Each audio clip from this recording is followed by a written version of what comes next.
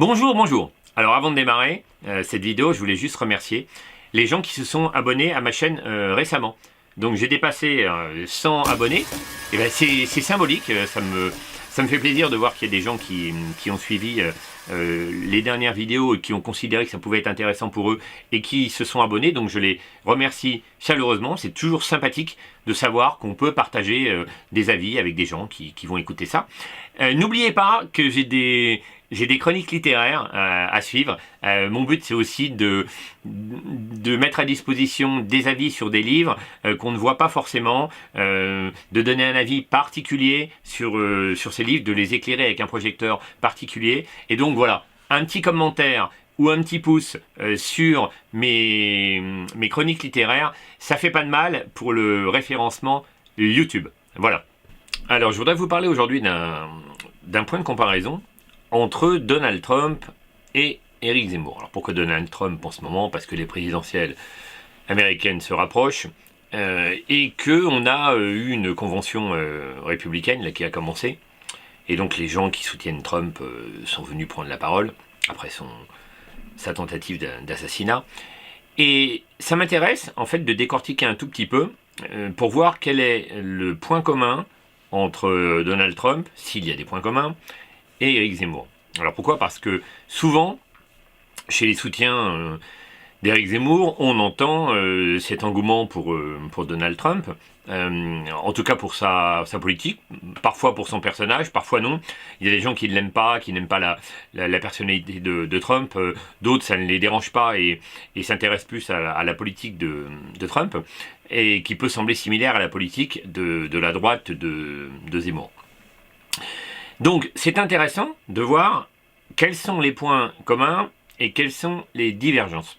Est-ce qu'on ne va pas un peu trop vite en besogne quand on considère que Trump c'est le Zemmour français et rien de mieux que d'écouter globalement ce que propose Donald Trump, en tout cas les soutiens à Donald Trump qui vont travailler avec lui, qui sont là pour le soutenir et qui avancent des idées sur sa politique. Et donc, grâce à ça, on va pouvoir décoder si on trouve les mêmes points d'intérêt, les mêmes points d'inquiétude chez les républicains de Trump et chez les identitaires civilisationnels de Zemmour et de Reconquête, voire des gens du Rassemblement national. Parce qu'on peut avoir aussi des rapprochements avec le RN, par exemple. Donc, on va écouter des extraits très courts des soutiens qui sont passés hier aux États-Unis. Je crois qu'ils étaient à Milwaukee, si ma mémoire est bonne. Et donc, ils ont fait des commentaires et je vous ai capturé et je vous ai sous-titré quelques extraits courts pour écouter ces gens et savoir qu'est-ce qu'ils ont à nous dire et qu'est-ce que ça nous apporte comme information par rapport à la politique d'Éric Zemmour. On écoute le premier. C'est un gars du Montana qui était dans les Navy Seals, dans l'armée, et qui maintenant travaille chez les Républicains. On y va, on l'écoute. Montanans think as common sense is pretty simple. It's not complicated. They want a secure border, safe streets, cheap gas, cops are good, criminals are bad, boys are boys, girls are girls.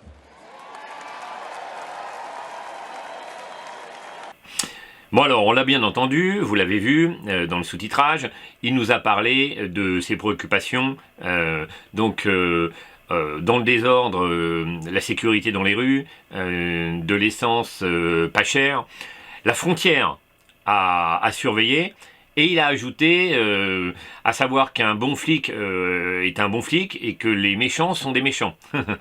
Et également qu'un garçon est un garçon et qu'une fille est une fille. Alors ça, c'est quelque chose qu'on va retrouver dans pas mal d'intervenants qui vont soutenir Trump.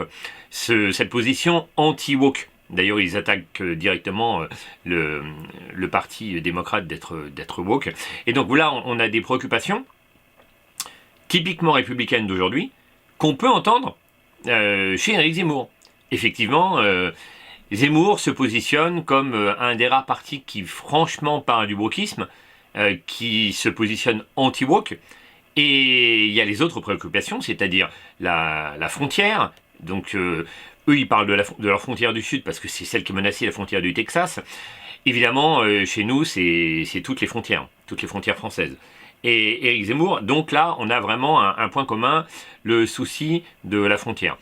On a le souci de la sécurité dans les rues, évidemment, là c'est repris par ce gars du Montana, et on a aussi le fait de soutenir la police, puisque quand ce soutien à Trump nous dit qu'un bon flic est un bon flic et qu'un criminel est un mauvais gars, on comprend bien que globalement c'est à peu près le même discours que fait Éric Zemmour, que tient Éric Zemmour quand il parle du soutien indéfectible à la police et qu'il explique qu'il faut évidemment punir sévèrement les criminels.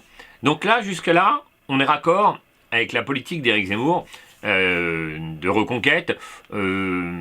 J'allais dire celle du RN, plus tout à fait, parce que le RN n'insiste pas autant sur le wokisme, et loin de là d'ailleurs, et ils sont un peu moins virulents sur la frontière aussi que Zemmour.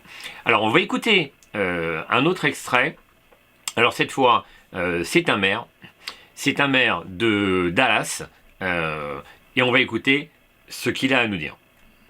I'd been a Democrat my entire life, albeit a conservative one.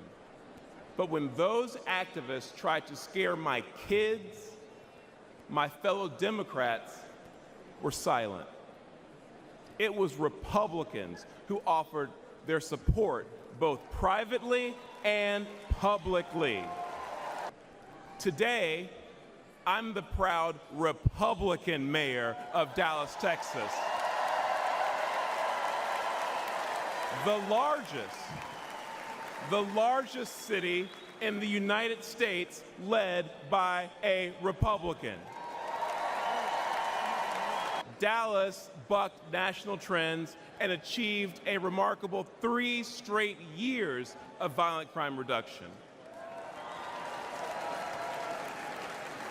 Today, Dallas is viewed as America's safest large city, and Republicans lead 11 of the top 15 safest cities.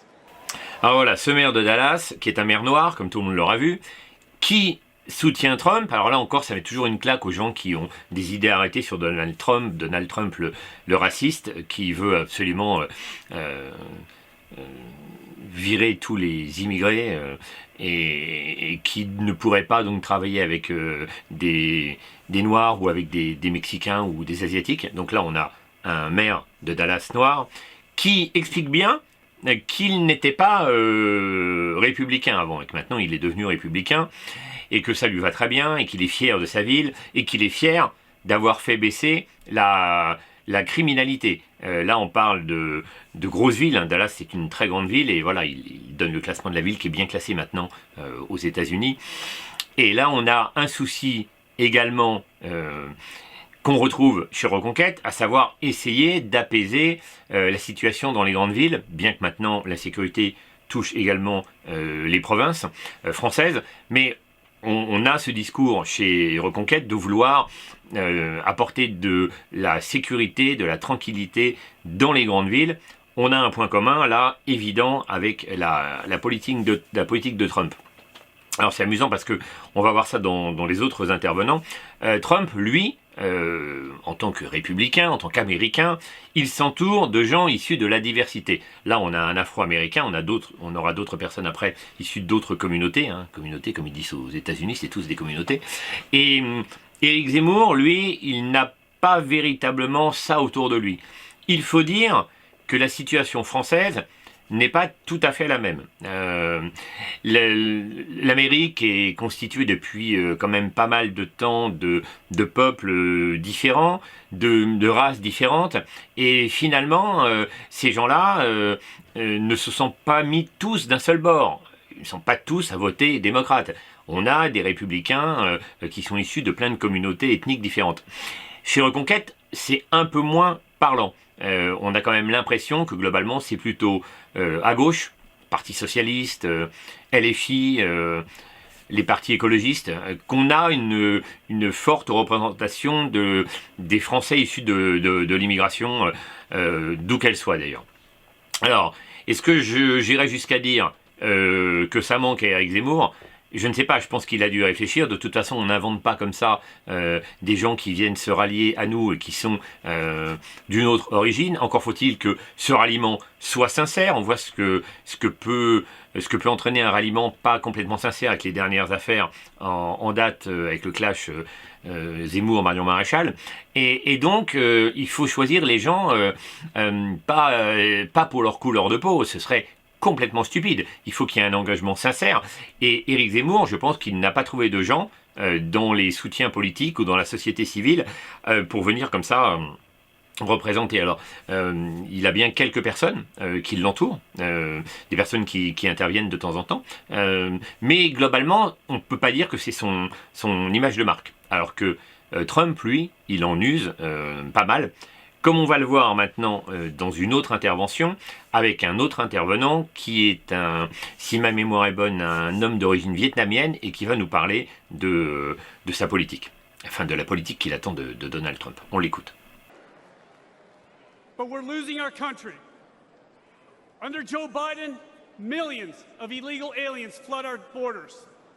They fly Hamas flags on our campuses, and they shout death to America.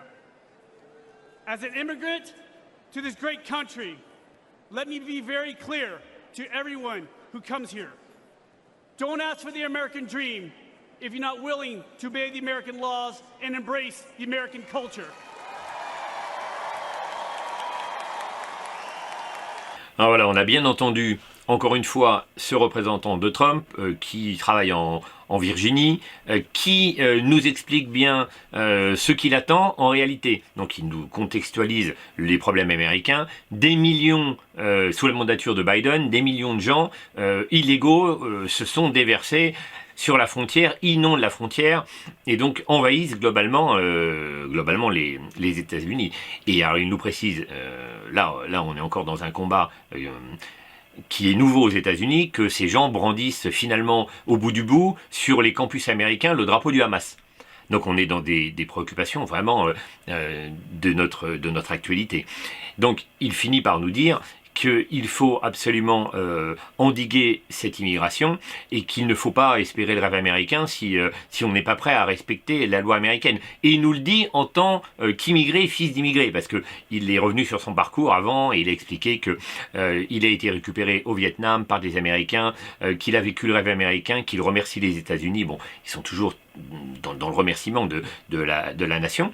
Et donc, évidemment, encore une fois, on a quelqu'un issu de l'immigration et qui nous évoque un problème lié aux immigrés eux-mêmes, c'est-à-dire l'envahissement qui se déverse par la frontière sud Texas-Mexique aux États-Unis et qui devient envahissement qui devient incontrôlable aux États-Unis. Donc, est-ce qu'on a ça dans les discours d'Éric Zemmour? Oui, on a cette notion d'envahissement qui une sorte de flux continu d'immigration illégale, légale également, mais en grande partie illégale aussi, qui se déverse. On a 500 000 apparemment par an gens issus de l'immigration qui entrent sous les mandatures de Macron, c'est comme ça. Éric Zemmour, lui, il met le paquet là-dessus systématiquement. Donc là, on a un véritable point commun, un point d'accord entre Donald Trump, sa politique souhaitée pour son pays, et celle d'Éric Zemmour souhaitée pour la France. Est-ce qu'on a ça chez Marine Le Pen? Eh bien, et au RN en général. On ne l'a pas d'une telle manière, c'est pas le même dosage. Marine Le Pen ne nous parle pas forcément d'envahissement, de déferlement migratoire, et encore moins de grands remplacements, ce que, évidemment, Éric Zemmour a participé à populariser. Donc, c'est certain que là, on a un point d'accord entre cette politique républicaine américaine et la politique civilisationnelle d'Éric Zemmour. Donc ça, c'est intéressant à noter, encore un point en commun. On va écouter un autre extrait. Alors, cette fois, c'est un autre représentant qui va soutenir Donald Trump et qui est issu aussi de l'immigration indienne, je crois, il me semble. On va écouter ce qu'il a à dire. But there is one more reason I'm going to ask you to vote Trump, and it's the most important one. It's the one the media won't talk about, but it's the truth. Donald Trump is the president who will actually unite this country, not through empty words, but through action. Because you know what? Success is unifying. Excellence is unifying. That's who we are as Americans. That's who we've always been.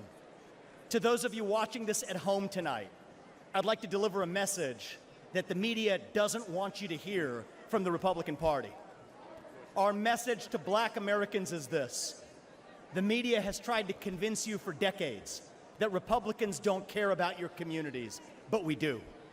We want for you what we want for every American: safe neighborhoods, clean streets, good jobs, a better life for your children, and a justice system that treats everyone equally, regardless of your skin color and regardless of your political beliefs.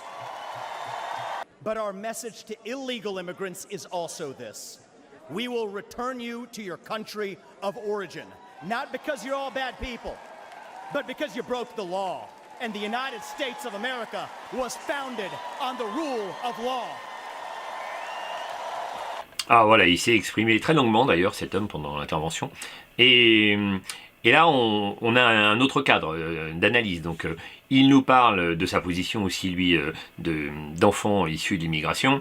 Et il nous rappelle que l'excellence réunit les gens. Alors ça, c'est marrant parce que c'est aussi quelque chose qu'on entend dans la bouche d'Éric Zemmour ou de Reconquête, c'est que il faudrait tendre vers l'excellence et que l'excellence française devrait réunir et on devrait plutôt favoriser l'excellence plutôt que tous les quotas et tout ce qu'on peut avoir dans notre société aujourd'hui. Petit détail, mais c'est intéressant tout de même. Un autre point intéressant, c'est que cet homme-là nous parle des Noirs américains. Alors voilà, il s'adresse aux médias et aux Noirs américains. Donc vous avez vu, il cible les médias en expliquant que voilà ce que je vais vous révéler et ce que les médias ne veulent surtout pas que vous entendiez de la part des républicains. Et ça, c'est amusant parce que effectivement, on comprend l'emprise des médias américains, 80 à 90% tournés à gauche. C'est un peu pareil finalement en France. Et donc il y a une lutte évidemment contre les médias, une lutte dont Reconquête s'est aussi un peu emparé, peut-être un peu moins que Trump, mais malgré tout un peu. Et on a ce message aux Noirs américains. Donc ce partisan de Trump, il nous explique bien, que les Noirs américains ne doivent pas croire ce qu'on leur dit, on leur ment systématiquement, que les républicains s'intéressent à eux autant qu'à n'importe quelle autre communauté américaine, qu'ils savent ce que souhaitent les Noirs américains, des rues tranquilles, un bel avenir pour leurs enfants, un bon travail, enfin voilà. Globalement, tout ce que des gens normaux peuvent espérer. Et il leur demande de ne pas écouter les mensonges médiatiques. On a un peu ça avec Éric Zemmour, qui demande souvent à ce qu'on n'écoute pas les mensonges médiatiques et qu'on n'écoute pas des propos déformés ou des propos rapportés, mais qu'on écoute dans l'intégralité les messages de Reconquête de Zemmour. Et c'est vrai que on a un peu ce point commun.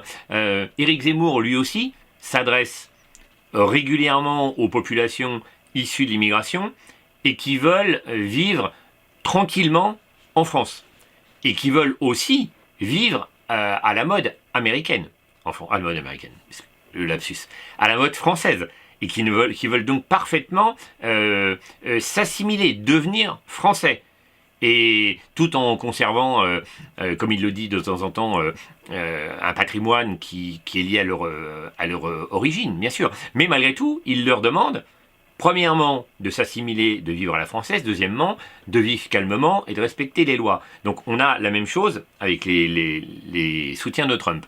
Zemmour le dit souvent, il s'adresse par exemple aux musulmans, parce que c'est la communauté immigrée qui parle le plus en France, parce que c'est une des plus nombreuses.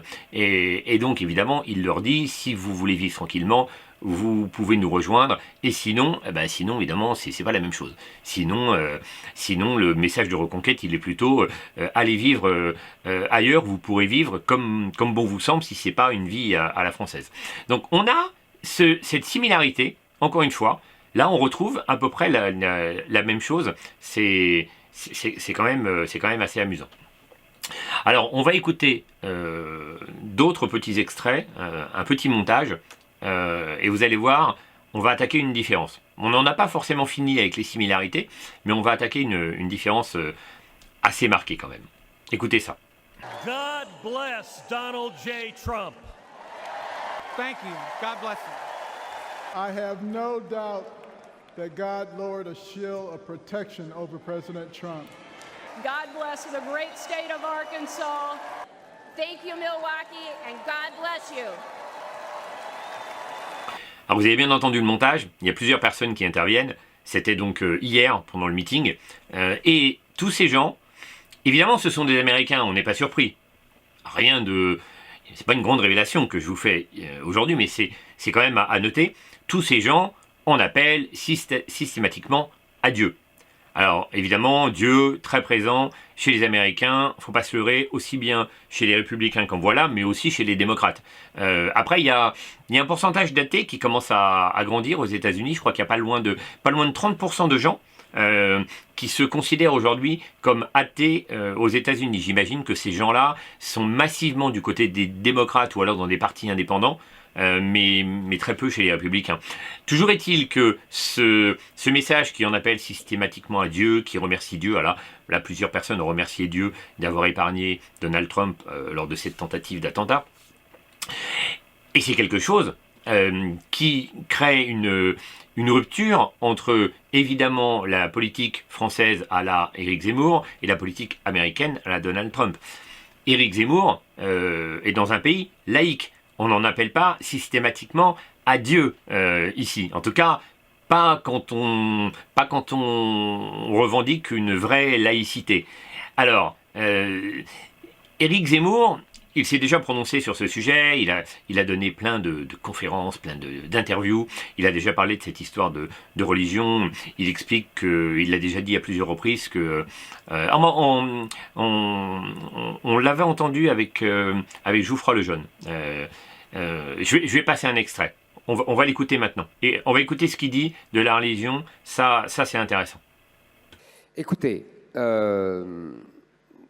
j'ai été élevé dans une famille très croyante et très pieuse. C'est, si vous voulez, il faut que je vous explique, parce que ça non plus, j'aime pas trop en parler, parce que j'estime justement que la religion, c'est du domaine du privé. Mais il faut que vous compreniez que dans ma famille, tous les gens, mon père, ma mère, mes grands-parents, en particulier mes grands-pères, étaient très religieux, très pratiquants, très pieux, très croyants. Donc j'ai grandi dans cet univers-là. Je suis nourri de cela. Je ne peux pas, si vous voulez, m'extraire de ça. Et d'ailleurs, j'ai continué avec mes enfants.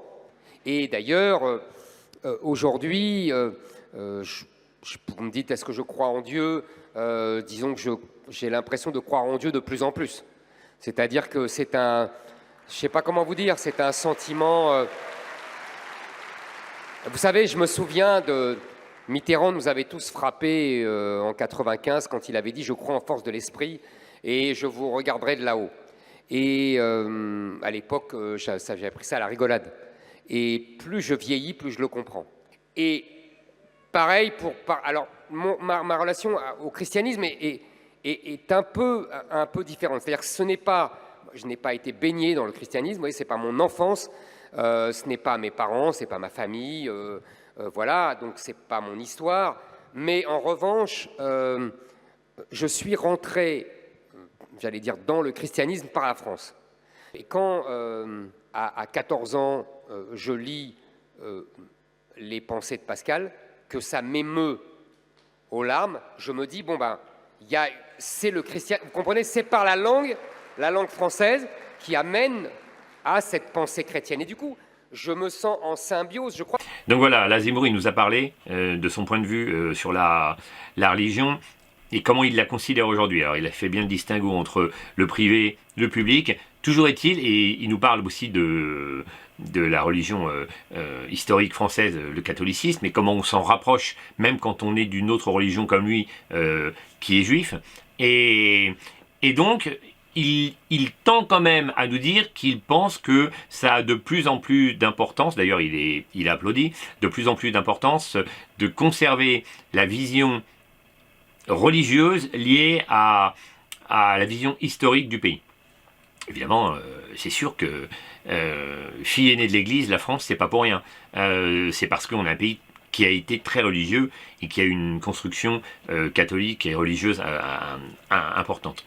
Alors voilà, on a un point qui pourrait être un point commun, puisque Zemmour, lui, pense un peu comme cela. Maintenant, il y a quand même un point de différence, c'est qu'effectivement, on n'appelle pas à Dieu dans les meetings de France. Quel que soit le parti, et on n'est pas tout le temps à ponctuer avec des punchlines sur Dieu. Ça, c'est quand même un point notable de différence, parce que il entraîne pas mal de choses. Les considérations religieuses américaines, il y a des religieux chez les démocrates, hein. Évidemment, il y en a qui pensent sans doute même la même chose que des républicains. Mais les considérations généralement religieuses américaines, elles vont très loin. Parce que évidemment, c'est sûr que on a ces mouvements créationnistes.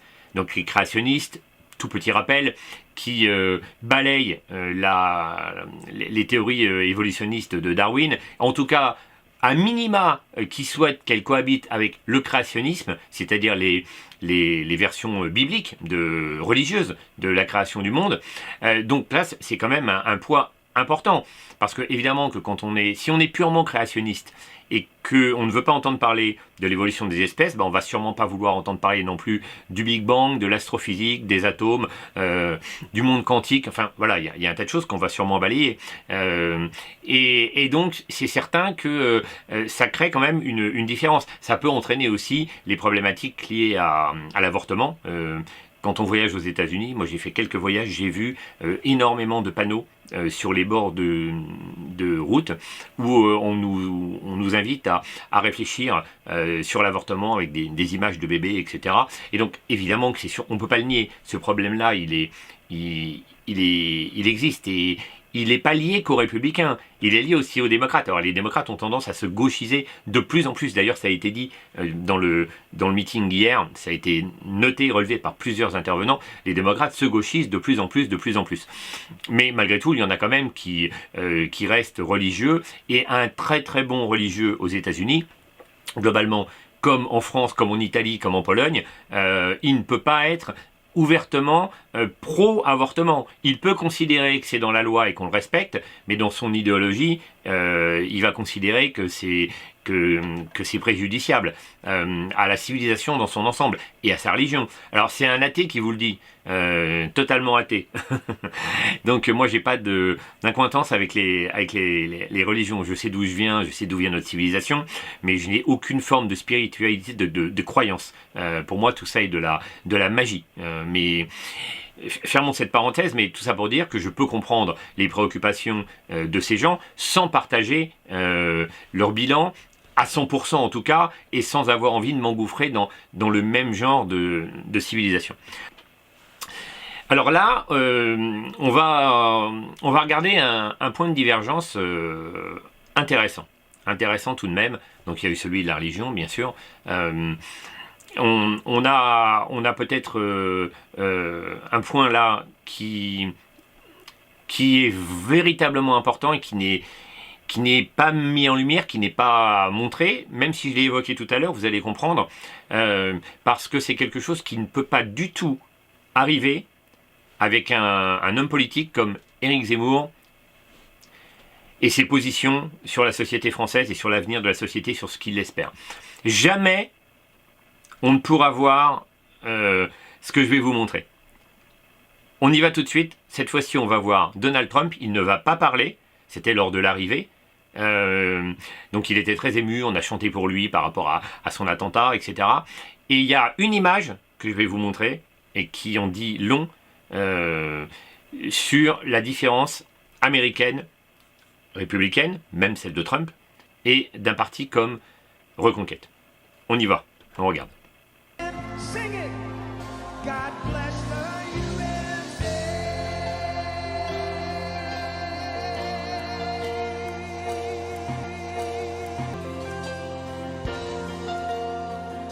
Là, vous l'avez tous vu, cette différence, elle saute aux yeux. Jamais on aura une image d'Éric Zemmour qui est photographiée par une femme voilée, évidemment donc d'origine musulmane, et qui est, en tout cas, montrée comme telle, c'est-à-dire comme un soutien de Donald Trump. Peu importe que ce soit mis en scène. Imaginons que ce soit mis en scène. Imaginons qu'elle ait été là, parce que voilà, on la place ici. D'ailleurs, il y a pas mal de gens issus de communautés ethniques différentes dans la salle. Hein. On a plusieurs, on a beaucoup de noirs, il y a un peu d'hispaniques, on a quelques asiatiques également. Mais c'est normal. C'est le melting pot américain. Encore une fois, je fais une petite parenthèse. Aux États-Unis, il y a pas mal de gens issus de l'immigration, et l'immigration récente, et même évidemment de l'immigration beaucoup plus ancienne, qui aujourd'hui votent républicain, et donc votent Trump. On a un vote noir afro-américain important, ça dépend des États évidemment, mais il a quand même été important. On a un vote hispanique important, et un vote asiatique aussi important. Qui est à contrario de ce qu'essayent de nous faire croire les médias américains, et évidemment, en traversant l'Atlantique, les médias français et les politiques français, qui nous font souvent croire que Trump est un odieux raciste, que tout ça est un scandale, que c'est un nazi en puissance. Un nazi qui s'allie avec des Noirs, des Asiatiques, des Mexicains, des Indiens. C'est assez curieux pour un nazi. Et là, on a une femme voilée. Alors ça, c'est vraiment... C'est un point que je voulais véritablement montrer. Jamais on aura ça, comme je le disais tout à l'heure, avec Éric Zemmour, parce que Éric Zemmour a déjà pris la position ferme exprimant que le voile était un problème. Il l'a expliqué dans ses dernières prises de position politique qu'il voulait interdire le voile islamique dans les rues, dans l'espace public, pour le cantonner à la sphère strictement privée. Là, on voit bien qu'on est dans un autre monde aux États-Unis. Donc, on ne peut pas comparer la personnalité et la politique montrée, mais en tout cas, elle est comme ça, parce qu'effectivement, Donald Trump a déjà fait 4 ans aux États-Unis, il n'a pas chassé tous les Noirs des États-Unis, ou je ne sais quelle communauté d'une autre ethnie que celle des WASP, des Blancs. Donc finalement, on est sur un autre registre, on est sur on n'est pas sur une assimilation. Les gens viennent aux États-Unis, s'y installent, poursuivent leur vie. S'ils respectent la loi américaine, eh bien, globalement, ils n'ont pas de problème. Et s'ils adhèrent aux espoirs républicains, eh bien, ils sont tous les bienvenus. Éric Zemmour, jusqu'à présent, n'a pas dit qu'il souhaitait que des femmes voilées viennent rejoindre ces meetings, puisqu'il veut interdire le voile en France. Et que c'est pour lui un point crucial de la lutte civilisationnelle. Puisqu'effectivement, on parle d'une Europe, on parle d'une France qui n'est pas musulmane, historiquement, et qui ne devrait pas le devenir. Et c'est bien un des dangers qu'il soulève. Là, c'est un point qu'il faut retenir, parce que on a trop souvent tendance à se dire Donald Trump est extraordinaire. Au-delà de la personnalité, hein, c'est ce que je disais tout à l'heure, il y a des gens qui ne l'aiment pas pour sa personnalité un peu virulente, un peu fantasque. Il ne faut pas croire, hein, ça plaît aux Américains. Cet homme-là a été plébiscité par les gens. Les gens sont presque en transe devant Trump. Alors, qu'il y ait des dissidents dans son parti, c'est évident qu'il y ait des gens qui n'étaient pas totalement d'accord. C'est évident. Mais malgré tout, eh bien là, on a des gens qui l'ont sollicité et qui sont véritablement des groupies de Donald Trump avec tout ce qu'il incarne. On n'est pas dans l'esprit américain, on n'est pas dans la même civilisation malgré tout. Les États-Unis, c'est une extension de l'Europe, mais lointaine déjà. Hein, donc les États-Unis ont suivi leur propre chemin. Donc cette différence notable, l'histoire de cette femme voilée, c'est vraiment quelque chose qu'il ne faut pas oublier. Et j'imagine que ça vous rappelle quelque chose. Ça ne peut vous rappeler que quelque chose. Ça ne peut vous rappeler que cette photo que je vais vous montrer maintenant. Cette photo, évidemment, elle a fait beaucoup parler. Je ne crois pas que ce soit la seule d'ailleurs. Il me semble qu'il y en a eu une plus récente que celle-ci, où Marine Le Pen pose tranquillement avec une femme en hijab, une femme voilée. Et donc, ça ne lui pose aucun problème. Ça ne peut pas arriver à Éric Zemmour. Ils ne sont donc pas sur la même ligne politique concernant l'immigration et l'assimilation. Donc, est-ce qu'on pourrait dire que Marine Le Pen, elle est plus proche de Trump que Zemmour ? Sans doute pas. Parce qu'il y a trop de différences sociales, économiques et également. Mais malgré tout, sur ce point précis là, et cet unique point, oui, là on a vraiment un rapprochement évident qui peut se faire. Donc ça, c'était vraiment quelque chose de crucial qu'il fallait que je vous montre et qui n'est pas assez rappelé chez les gens qui apprécient Trump en France ou qui fantasment une politique trumpienne qui serait à peu près celle d'un Zemmour. Alors, dernier point que je vais vous montrer, on va regarder une intervenante qui va parler de quelque chose qui peut paraître un peu anodin mais qui est malgré tout assez intéressant, on l'écoute. My message to them is simple. You don't have to agree with Trump 100% of the time to vote for him. I haven't always agreed with President Trump. But we agree more often than we disagree. We agree on keeping America strong. We agree on keeping America safe. And we agree that Democrats have moved so far to the left that they're putting our freedoms in danger.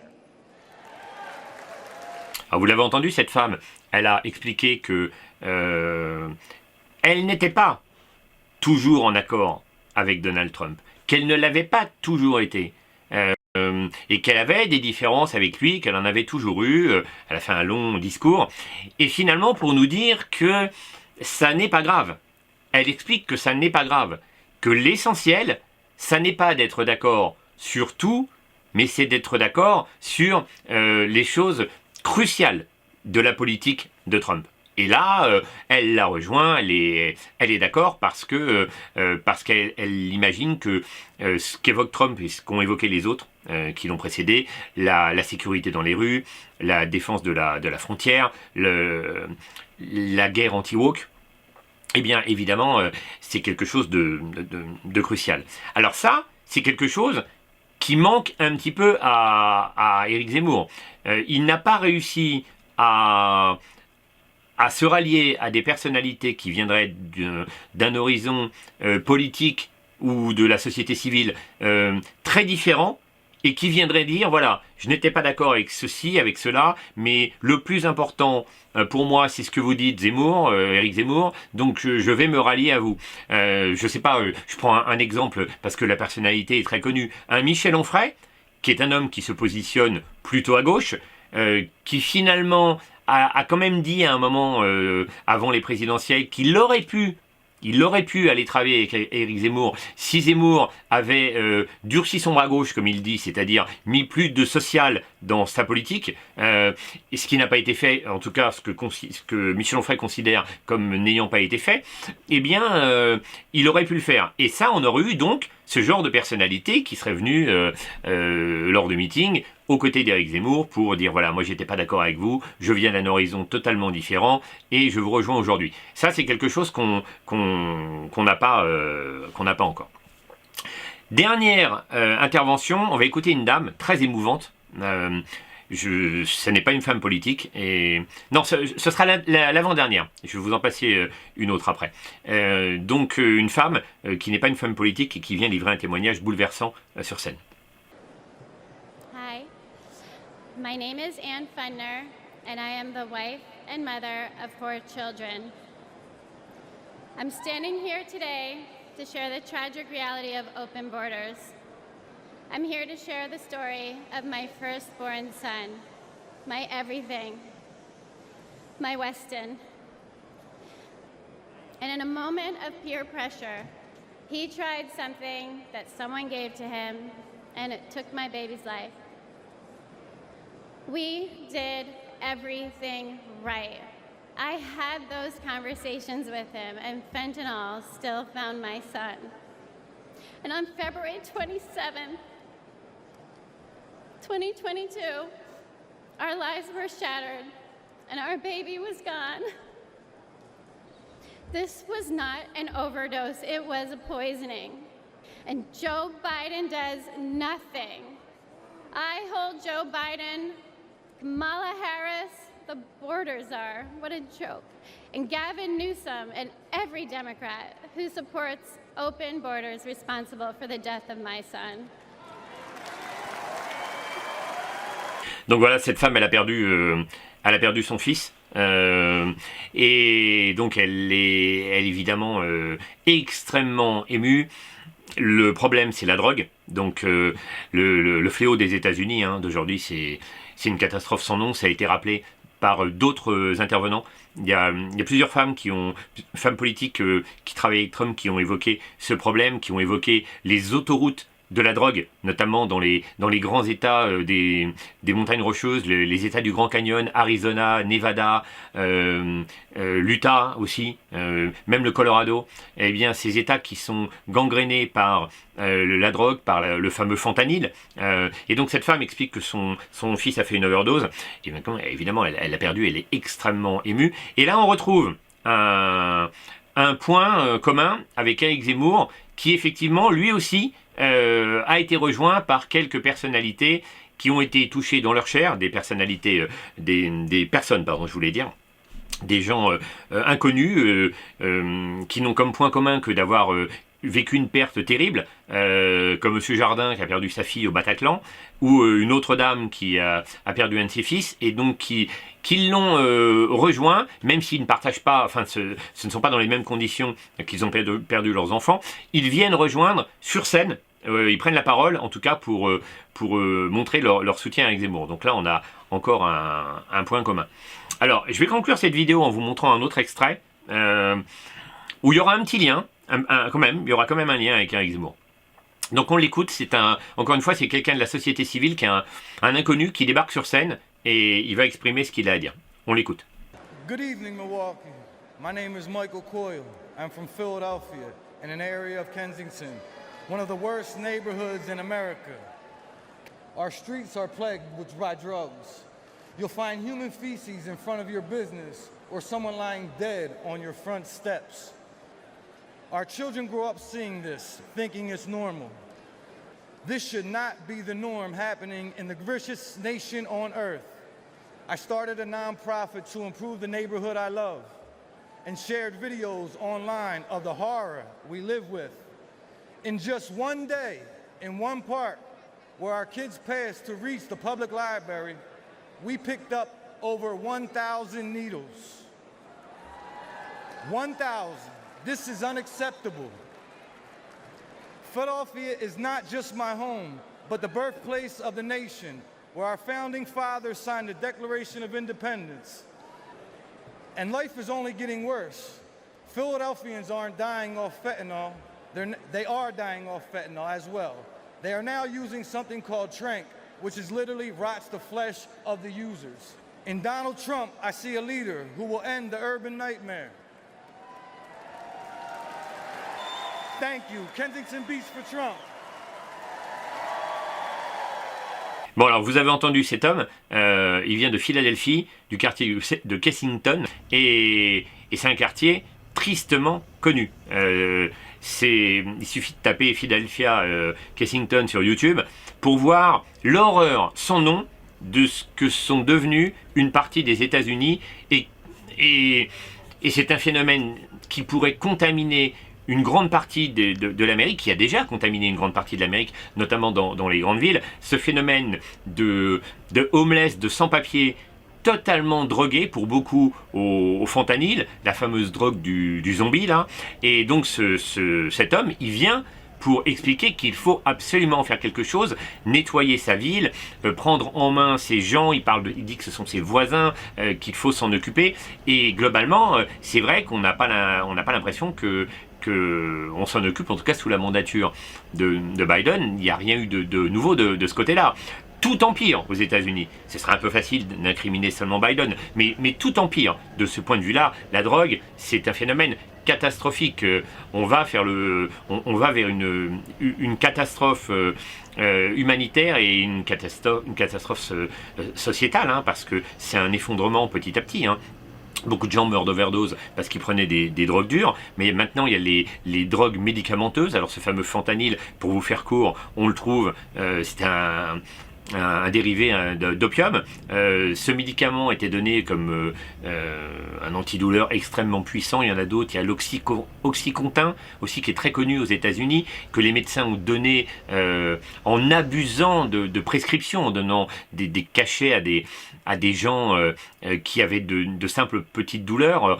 Ce sont des médicaments extrêmement addictifs, très forts. Et la problématique, c'est que finalement, maintenant, des médicaments illégaux se retrouvent dans les rues, des contrefaçons de médicaments se retrouvent dans les rues. Donc, pour faire simple, de jeunes gens très très jeunes, hein, il y a des documentaires édifiants qui nous montrent ça, c'est terrifiant, c'est terrifiant. De jeunes gens qui prennent des drogues dérivatives dans la rue, donc ils achètent un cachet, on leur dit tiens, ça par exemple c'est tel médicament, c'est un Xanax ou je ne sais quel médicament, mais le Xanax pose problème. Ces jeunes prennent ce cachet, ils pensent que s'ils le diluent avec de l'alcool, ça va leur donner un effet euphorisant, et ce Xanax n'en est pas un. C'est un faux Xanax qui est en réalité du fentanyl, donc une drogue qui peut être mortelle dès la première prise. D'où un nombre croissant d'overdoses hallucinant aux États-Unis, même dans des États qui étaient avant préservés, comme le Colorado, comme l'Utah, qui sont devenus des États cibles de ce phénomène véritablement dramatique. Alors, le constat est vrai, hein. Aux États-Unis, on a cette distribution de médicaments dérivés d'opium en masse. Les gens se sont accoutumés parce que finalement, ce sont des médicaments très addictifs, et après ils vont chercher plus loin. Ça n'explique pas la prise de médicaments par les jeunes pour s'amuser. Là, c'est un autre phénomène. C'est un phénomène qui commence un peu à dépasser la société. La jeunesse, une partie d'entre elles, et dans les documentaires, j'en mettrai en lien, dans les documentaires qu'on voit aux États-Unis, on voit que ça touche toute la jeunesse. Ça n'est pas simplement les couches défavorisées. Même les couches supérieures de la population voient leurs enfants mourir parce qu'un jeune de 12, 13, 14 ans a voulu s'amuser avec un médicament. Et il meurt dès la première prise. Mais pour revenir sur ces médicaments qu'on donne en masse comme ça aux gens, j'ai vécu moi-même cette expérience, et ça n'était pas aux États-Unis. C'était dans le monde anglo-saxon, c'était en Écosse. J'étais malade en Écosse, une sale maladie, j'étais vraiment pas bien, une angine carabinée, j'étais dans un état pitoyable. Je me décide à aller voir un médecin dans une petite ville d'Écosse sur l'île de Skye, la presqu'île de Skye. Non, c'est une île, elle est reliée par un pont. Parce que j'étais vraiment dans un état grave, n'exagérons pas, mais j'avais plus de 39 de fièvre et j'étais vraiment très mal. J'avais une douleur extrême au niveau de la gorge. Donc finalement, je vais quand même voir le médecin, mais je vais voir le médecin après 2-3 jours. Ça a son importance. 2-3 jours se sont passés, je vais un peu mieux, en tout cas je vais pas plus mal. Je sens qu'il y a une amélioration. Je suis assez fort pour quitter le lit alors que ça faisait 3 jours que j'étais couché avec une fièvre carabinée. Je vais voir un médecin, une femme, elle m'examine, on cause un peu et elle me dit que c'est une angine, ce que j'avais compris tout seul. Et qu'est-ce qu'elle me donne ? Elle me donne un médicament à base d'opiacés. Donc ces fameux médicaments à base de codéine pour la douleur, parce que j'avais vraiment extrêmement mal. Très bien, elle me donne un médicament fort contre la douleur. Ça, c'est parfait. À la pharmacie, que ce qu'on me délivre, en fait, une boîte contenant 100 médicaments. J'étais en fin de malheur. Ça s'améliorait, la maladie partait. Elle n'a pas eu le bon sens. Enfin, elle n'a pas eu le bon sens, c'est pas forcément le médecin. Elle m'a prescrit ce médicament, et le système veut que le pharmacien me donne 100 cachets d'opiacés. J'aurais pu faire du trafic. C'est hallucinant. Donc, ce phénomène-là, c'est le même aux États-Unis. On nous donne des cachets en quantité, c'est incroyable. Donc, on peut le vivre soi-même comme ça par une simple expérience. Donc, imaginez aux États-Unis ce que ça peut être, c'est une horreur. Donc, juste le lien à faire avec Éric Zemmour et cet homme qui nous parle de Philadelphie et des quartiers qui sont complètement gangrénés par la drogue, par les sans-abri, la drogue du zombie, ces gens sont dans un état pitoyable, eh bien on a un raccord parfait avec la fameuse colline du crack. La colline du crack à Paris, pas loin de la Villette, où Éric Zemmour s'était rendu pour montrer l'ampleur du phénomène et pour le dénoncer aussi, évidemment, et pour montrer l'importance de prendre ce problème à bras-le-corps, de s'en occuper et d'éviter que ça se reproduise partout en France. Parce que petit à petit, ça commence à gangréner plein d'endroits d'énormément de villes de France, et pas forcément des villes de grande importance. Il y a des villes de taille plus modestes comme Brest maintenant qui ont des problèmes de drogue. Il n'y a pas très longtemps, en Bretagne, on a démantelé le premier réseau de fentanyl. Là, il y a une inquiétude réelle à avoir. Puisque le fentanyl, c'est le fameux médicament qui tue, dont je viens de vous parler avant. C'est la première fois en France qu'on a ce phénomène. Enfin, à ma connaissance, en tout cas, c'était très récent d'après l'article de presse. Donc voilà, Zemmour a aussi ce point commun de dire il faut s'occuper de la rue, il faut faire quelque chose, il ne faut pas laisser le pays se dégrader, parce qu'autrement on va au-devant d'une catastrophe sanitaire et sociétale sans nom. Donc voilà, j'ai fait le tour de ce que j'avais à vous dire sur ce sujet.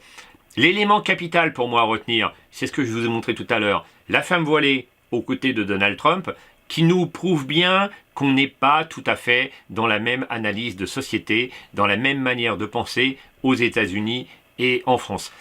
Il est possible, je dis bien il est possible, que les États-Unis acceptent encore ce genre de phénomène, donc d'avoir une femme voilée à côté d'un candidat républicain à la présidence, parce que l'islam n'a pas encore pris son envol aux États-Unis, ne s'est pas répandu comme c'est le cas en France, partout en France, et que finalement, ça ne menace pas encore à la fameuse American Way of Life. Mais peut-être que si ça venait à titiller les républicains jusque dans leur principe de vie et leur religion, peut-être que effectivement ça les embêterait et qu'ils verraient d'un moins bon œil d'être soutenus par une femme voilée. C'est à voir parce qu'on a affaire à des gens religieux, parfois les religieux s'entendent entre eux, mais il faut voir, c'est quand même quelque chose à suivre de très près.